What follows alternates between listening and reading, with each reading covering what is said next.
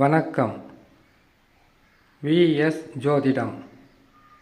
இந்த ஜோதிட சேனலில் கன்னி ராசி சித்திரை நட்சத்திரம் 1, 2ஆம் பாதத்தில் பிறந்த உங்களுக்கு சனி பகவான் பெயர்ச்சி பெற்று எந்த நிலையில் பலன்களை தரப்போகிறார்?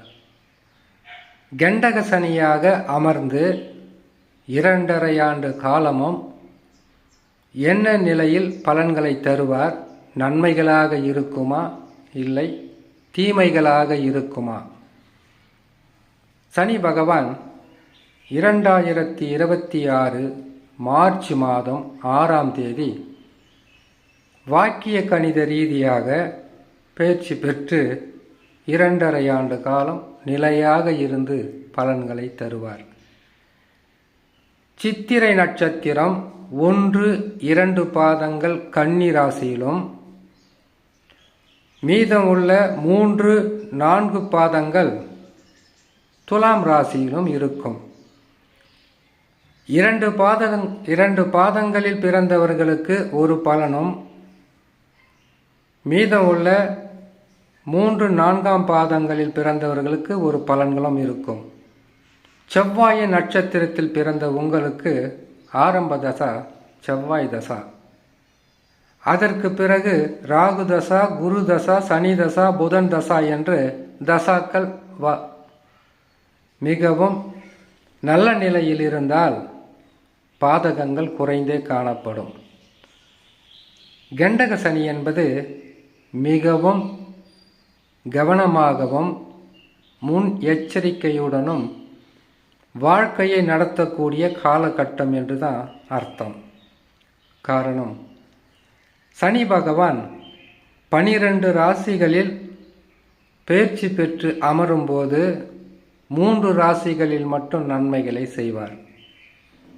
அது ராசிக்கு 3, ராசிக்கு 6, ராசிக்கு 11. இந்த 3 இடங்களை தவிர்த்து மற்ற இடங்களிலெல்லாம் கெடு பலன்களும் மத்தியம பலன்களும் தருவார். அந்த வகையில் கண்டக சனி. கண்டக சனி என்றால் உங்கள் ராசிக்கு நட்சத்திரத்திற்கு 7ஆம் இடத்தில் சஞ்சாரம் செய்கிறார் என்ற அர்த்தமாக இருக்கும். 7ஆம் இடம் என்பது கணவன் மனைவி, நல்ல நண்பர்கள், சொந்த பந்தங்கள், இரத்த பந்தங்கள், செய்யும் தொழிலில் இருக்கக்கூடிய நண்பர்களாக இருக்கட்டும், முதலாளி, தொழிலாளி, யாராக இருந்தாலும் இந்த உறவுகளை குறிக்கக்கூடிய ஸ்தானம்தான் 7ஆம் பாவம்.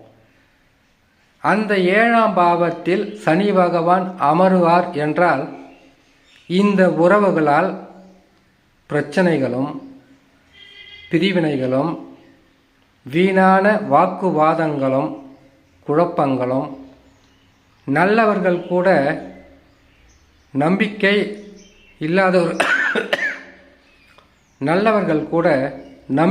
இல்லாத மனிதர்களாக மாறக்கூடிய காலகட்டம்தான் கண்டக சனி. கண்டக சனி என்றாலே கெடுதல்கள் தான் என்பது உறுதியாயிடும்.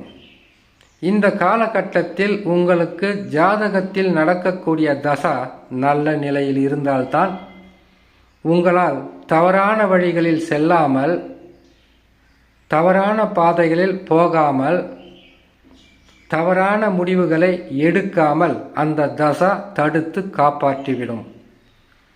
பாதக தசாவாக இருந்தால் கெடு பலன்களை தடுக்க முடியாது.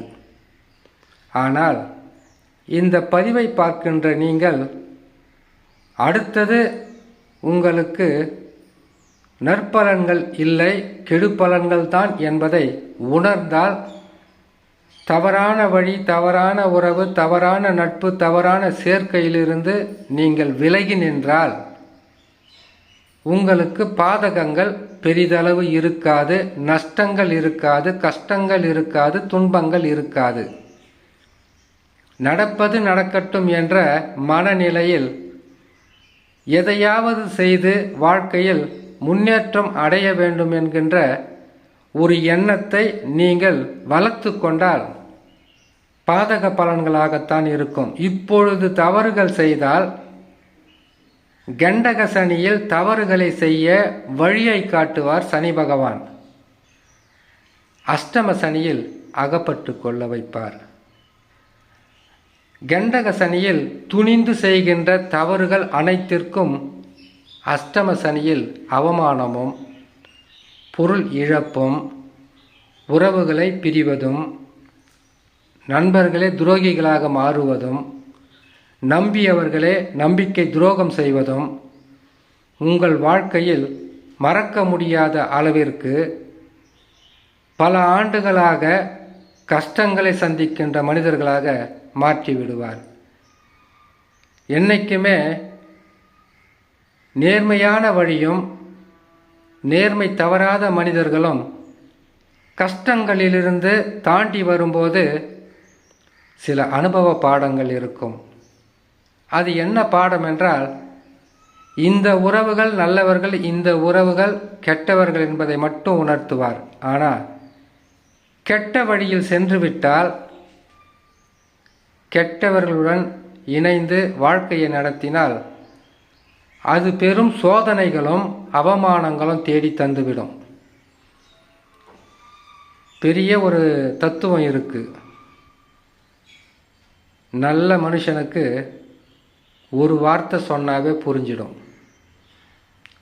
அது மாதிரி உங்களுக்கு இந்த பதிவாகப்பட்டதை நீங்கள் பார்த்தால், இப்பொழுது கண்டக சனியாக சனி பகவான் வருவதற்கு முன்பதாகவே மூன்றாவது மனிதருடைய சேர்க்கை, அவர்களால் கிடைக்கக்கூடிய நன்மைகள் எதுவாக இருந்தாலும் இது நிரந்தரமல்ல, கெடு பலன்களை தந்துவிடும் என்பதை உணர்ந்து உங்களுடைய உழைப்பை, உங்களுடைய கஷ்டத்தை, உங்களுடைய கடுமையான முயற்சியில் வாழ வேண்டும் என்கின்ற எண்ணமும் ஆசையும் உங்களுக்கு வந்துவிட்டாலே போதும், பாதகங்கள் பெரிதளவு இருக்காது.